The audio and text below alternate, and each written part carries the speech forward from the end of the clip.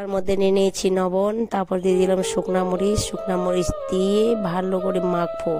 ভালো করে মাখে টাখে তারপরে আমরা নেমুর আচার খাবো। দেখবো নেমুর আচার খাইতে কিরকম টেস্ট আর নেমুর আচার কিভাবে বানাই। তো আমি শুকনা মরিচগুলো আগে থেকে ভাজে রাখছিলাম, ভালো করে কড়াইয়ের মধ্যে তেল দিয়ে ভাজে রাখছিলাম। তো লবণ দিয়ে মরিচ দিয়ে শুকনো মরিচ দিয়ে সব গুঁড়ো করে নিলাম। গুঁড়ো করে নেওয়ার বাদে আর ভালো করে একটু তেল দিতে হবে, ভালো করে তেল দিয়ে ভালো করে মাখতে হবে হাত দিয়ে। ভালো করে মাখার পরে না কি বলবো, জিভাতে রস চলে আসছে আমার এখনই।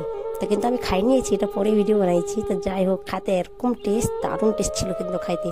তো এরকম বান্ডেলের মধ্যে জলের মধ্যে ধুয়ে নিতে হবে। আর ভালো করে ধুলে পরে এই যে নেমুর চাচাটা আছে না, উপরে চাচাটা, এই উপরে চেঁচাটা মানে জিভের মধ্যে পিরপিরাবে না, কিন্তু খাতে সেই দারুণ টেস্ট।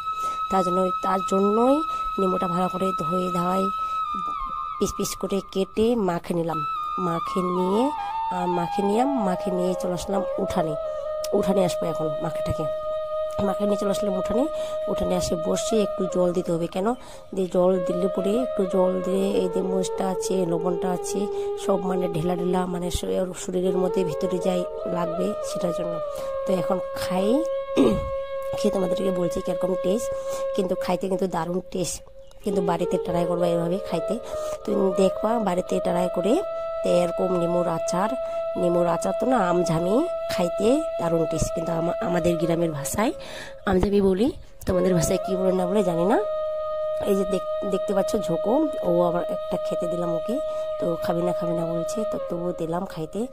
খেয়ে বলো কিরকম টেস্ট। ও বলছে কি সেই টেস্ট খাইতে। তো বন্ধুরা, তোমরাও বাড়িতে ট্রাই করে খাইতে পারো এরকম স্বাদ।